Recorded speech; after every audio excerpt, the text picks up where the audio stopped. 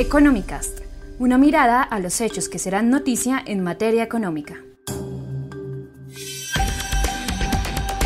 Muy buenos días, amables lectores. Hoy es lunes 19 de noviembre y como cada comienzo de semana estamos aquí para presentarles Economicast, con las noticias más importantes de economía y negocios que van a suceder esta semana. Les habla Pedro Miguel Vargas, editor de Portafolio.co, y para comenzar estamos con Alfonso López, quien nos va a hablar, Alfonso, de la cumbre petrolera de la semana pasada, un gran evento del sector en el cual estuvo el presidente, los ministros explicando, y también el gremio y muchos invitados internacionales. ¿Cómo estuvo esa cumbre, Alfonso? ¿Cómo le va? Pedro, muy bien, muchas gracias. Saludos a todos los oyentes. El viernes de la semana pasada concluyó la primera cumbre petrolera en la cual ACIPET, ACP y Campetrol unieron esfuerzos para sacar esta cumbre, la cual ya va a quedar institucionalizada todos los años. Obviamente, aunque no estaba marcada en la agenda, el tema del fracking fue el tema de conversación tanto en la agenda no oficial como en los pasillos de la cumbre.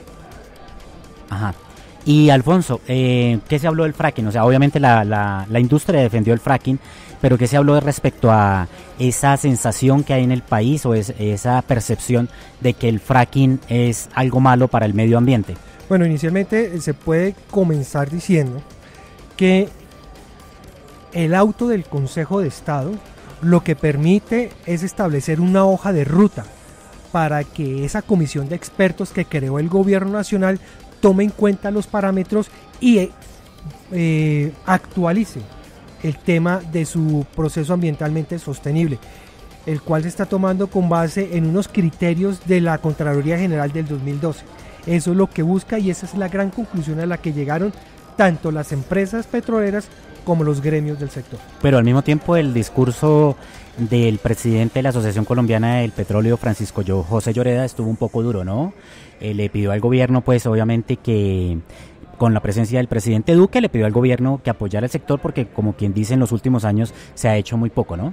Sí, hay que tener en cuenta que en los últimos 4 años no se ha entregado un solo bloque petrolero y era mucha la expectativa que había con respecto a la nueva ministra de Minas y a la celeridad que le iba a dar a la operación. Ajá. ¿Sí? Entonces han esperado que haya un mayor movimiento. La ministra pues ha hecho todos los esfuerzos posibles para que se pueda reactivar esta operación petrolera. El hecho es que la próxima semana y la semana que sigue se va a reunir el Consejo Directivo de la Agencia Nacional de Hidrocarburos y va a dejar establecida la hoja de ruta para redinamizar esa operación petrolera. ¿Esto qué quiere decir? Volver a reactivar el proceso competitivo Sinú-San Jacinto, que son proyectos o bloques con vocación de gas, y reactivar los proyectos de la ronda permanente, porque hay que tener en cuenta que en aquellas zonas donde estaba antes el conflicto armado en su auge, como son el Putumayo, son zonas ricas en petróleo y esas zonas hay que volverlas a poner en el radar de la actividad petrolera del país. Sí, asimismo el presidente Duque en esa también acto de inauguración le pidió a las empresas petroleras acercarse más a la comunidad, sobre todo con beneficios, ¿no? Inclusive antes de comenzar la explotación como tal. Eso fueron una de las bases que dejó sentada el fallo de la Corte Constitucional con respecto a las consultas populares. El alto tribunal dijo, hay que tener diálogos de concertación. Si no se llegan a esos diálogos de concertación con respecto a la operación petrolera en estas zonas, entonces sí se haría la consulta popular. ¿Qué hay que hacer en estos diálogos de concertación? Que hay que poner por delante de toda la operación petrolera el beneficio que haya para una comunidad. Exacto. Alfonso, muchísimas gracias por estar con nosotros, por esa explicación. A usted muchas gracias. Para los lectores de Portafolio.co. Y llega Sebastián Londoño a la mesa de redacción de Economicast. Sebastián, ¿cómo me le va? Bien, todo tranquilo. Bueno, Sebastián, la semana pasada también salió una cifra muy importante para la economía colombiana, el PIB. ¿Cómo le fue a ese PIB? En general dice la gente que estuvo dentro de lo presupuestado, ¿no? Sí, la verdad estuvo un poco por encima de lo presupuestado. O sea, el mercado y las diferentes encuestas hechas por el banco, por distintos gremios, al Banco de la República y distintos gremios, pues señalaba que el PIB se expandiría 2,5%, pues los resultados según el DANE revelaron que fue 2,7% en el tercer trimestre, y pues eso da o muestra un indicador de que sí ha habido una recuperación leve en la economía, pero que igual para final de año puede que se desacelere un poco. Igual el país está a la expectativa y los mercados están a la expectativa de la ley de financiamiento, de este trámite de la ley de financiamiento, qué impacto puede llegar a tener, pero eventualmente según algunos analistas, unos dicen que sí, otros dicen que no, pero para finalizar el año se podría llegar más o menos a entre 2,7 e incluso algunos son más optimistas y dicen que hasta 3%, que es la meta, o que sería por encima de la meta del gobierno, que es de 2,7%.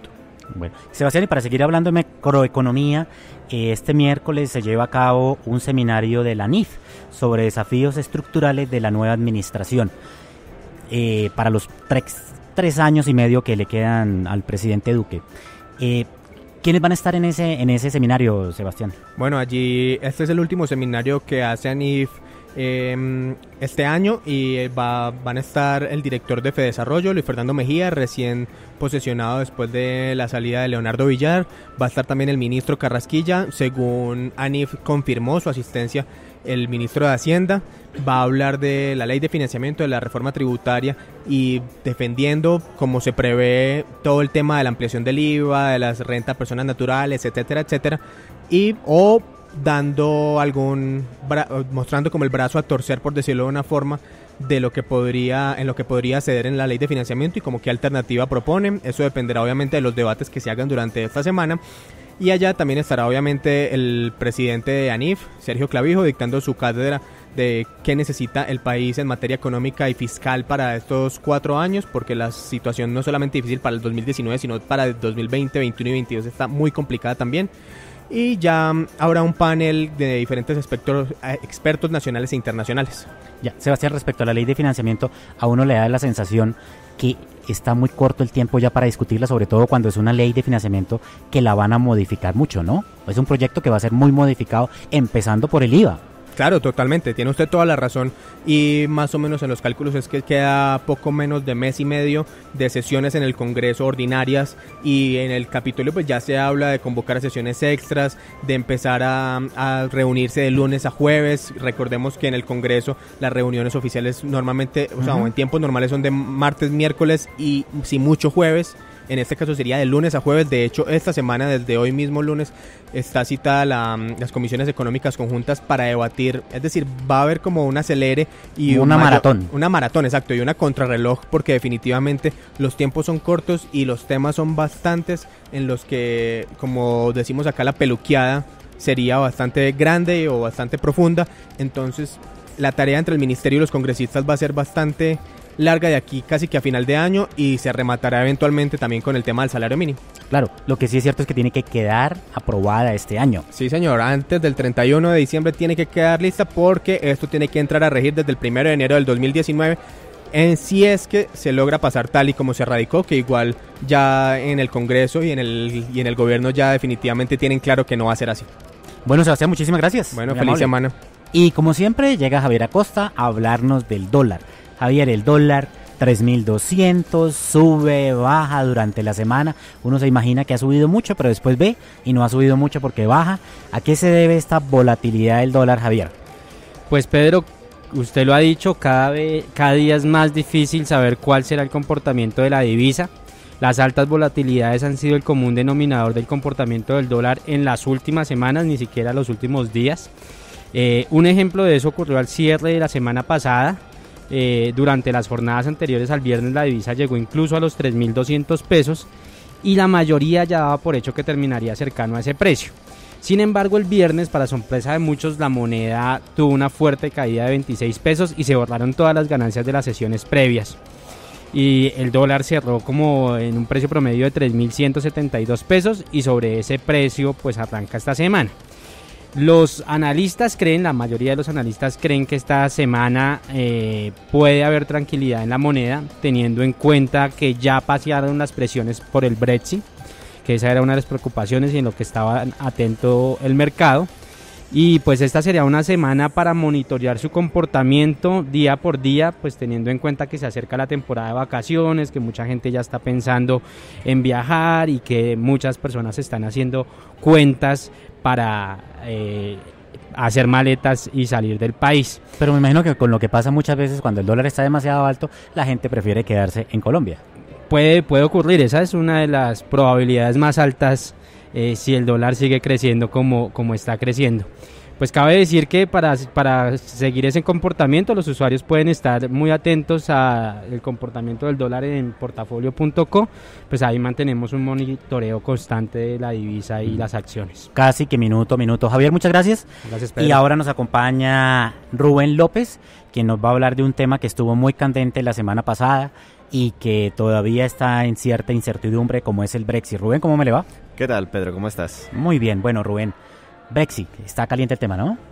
Sí, como bien dices, la semana pasada pues se pasó del miércoles de un optimismo en el que pues la Unión Europea y Reino Unido presentaron un acuerdo preliminar. Parecía que eso iba a destrabar, pues llevan más de 2 años de negociación y parecía que eso iba a destrabar el proceso, pero pues al día siguiente básicamente le renunciaron, pues sumado al ministro del Brexit, que era el negociador jefe, le renunciaron otra ministra y le renunciaron básicamente otros 2 jefes de Estado, pues altos cargos del gobierno británico. Entonces eso devolvió el poco optimismo que se había generado, pues lo devolvió otra vez a una incertidumbre incluso mayor, porque a partir de ese momento se evidenció realmente las grandes divisiones que hay en el gobierno británico, tanto con este acuerdo como para el Brexit en general. Y también incluso están haciendo pues un proceso que quiere pues llevar una moción de censura en contra de Theresa May, la primera ministra, y pues ellos necesitan 48 votos. Se hablaba de que ya tenían más de 28, sí, entonces pues esta semana claramente va a ser un tema que va a estar totalmente candente. Y definitivamente si se va Theresa May, pues que ha sido una de las grandes impulsoras, ahí sí se forma la hecatombe. Sí, no se sabe cuál va a ser el futuro, ¿no? Como ella misma dijo, cuando le criticaron tanto, dijo que las consecuencias pueden ser totalmente desconocidas. Hay muchos, que precisamente un ministro que también renunció la semana pasada, que casualmente era el hermano de Boris Johnson, que es Joe Johnson, que era el ministro de Transporte. Él es el que está precisamente precursando un nuevo referéndum. Entonces, claro, hay una variante que podría ser celebrar un nuevo referéndum. Se habla de que ya el 55% de los británicos lo apoyaría, el dar marcha atrás al Brexit y quedarse en la Unión Europea. Y también, pues, en el caso de que Theresa May, pues, obviamente saliera del gobierno, también está la variante de que, pues, tome el cargo una persona de más línea dura y, pues, que realmente o no se logre un acuerdo con la Unión Europea o que sea un acuerdo mucho más fuerte. Exactamente. Rubén, muchísimas gracias. Muchas gracias. Es usted muy amable. Y entre hoy lunes y mañana martes se lleva a cabo el segundo Congreso Internacional de Mercados Financieros en la Universidad de los Andes. En este evento se tratarán temas relacionados con los vehículos de financiación para la infraestructura en Colombia, las nuevas tendencias tecnológicas que están revolucionando el mercado financiero, como la inteligencia artificial, el blockchain, la ciberseguridad, entre otros. Estarán Francisco Uccelli, director ejecutivo y jefe de estrategia de inversiones para América Latina de JP Morgan. Estará Eric Donovan, director de tasas de interés para FC Stone y analista para Bloomberg y Fox News, así como el gerente general del Banco de la República, Juan José Echevarría, entre otros personajes. Amables lectores de portafolio.co, muchísimas gracias por estar con nosotros en Económicas. Los esperamos la próxima semana en otro episodio. Económicas, un podcast de Portafolio para la casa editorial El Tiempo.